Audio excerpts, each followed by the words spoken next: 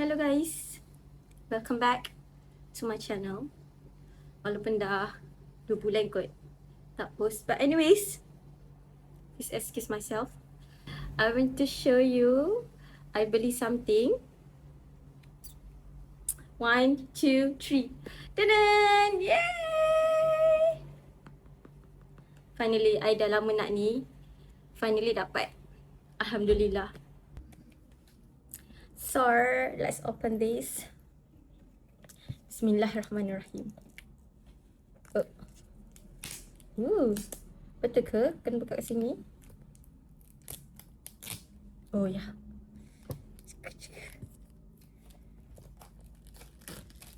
Yay. I memang nak beli 4 je. Tak tunggu 4 Pro. Sebab dah excited sangat. Okay, I buka dulu semua. Buka semua dulu. Kita tengok ada apa. Oh, dia dalam ni. So, this is the box. Actually, dia ada listkan everything yang I dapat lah. Okay. Okay, let's open. Which one we want to open? Let's open the camera first. Let me turunkan sikit the camera. Okay.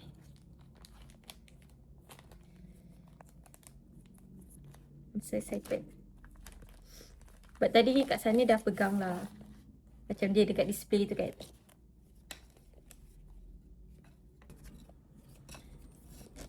Bag dia sangat thick Macam betul-betul protect gila. Okay, so dalam dia buka macam ni. I will show everything.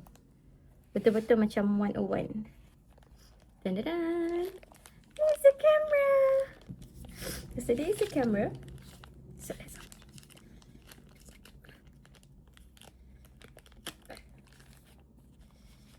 Bismillahirrahmanirrahim.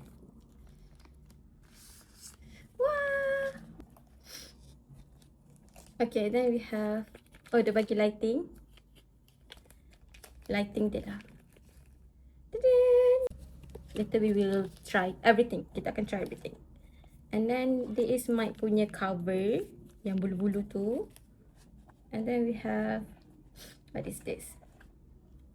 Oh, ini the lens. Kita dapat satu wide angle lens. Oops, langgar lagi. This is the mic. You can see it. This is, I don't know what is this. Oh, this is, I think, the magnetic something. Magnetic clip. Yeah. Magnetic clip. And then the mini tripod. Let me open the mini tripod. Macam ni. Dia buka besar macam ni. Ni. And then, ini apa ni? Ini, I don't know lah.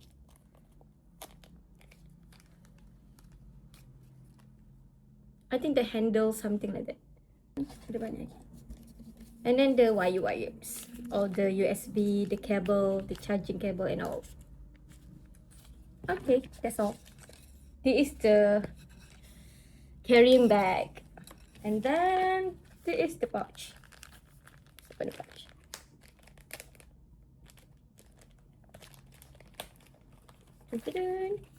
Oh, okay. Pouch ni macam fragile tapi tak fragile, tapi macam fragile. Okay. I tak buka semua, tapi let's I. Oh, this is mic. This is the magnetic yang belakang dia. Macam tu. Ada dua. Ada dua jenis. Tak ada ni, tak ada. Oh, okay. Dia clip dengan something kot.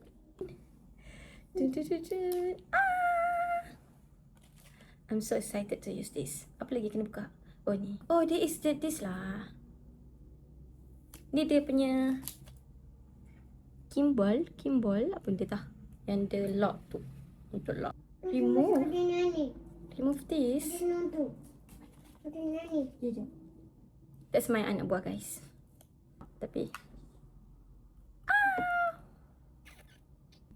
Okay, so I dah download the apps dekat phone I.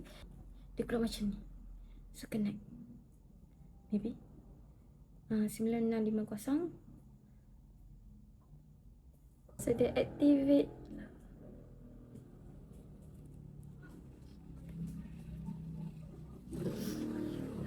After login,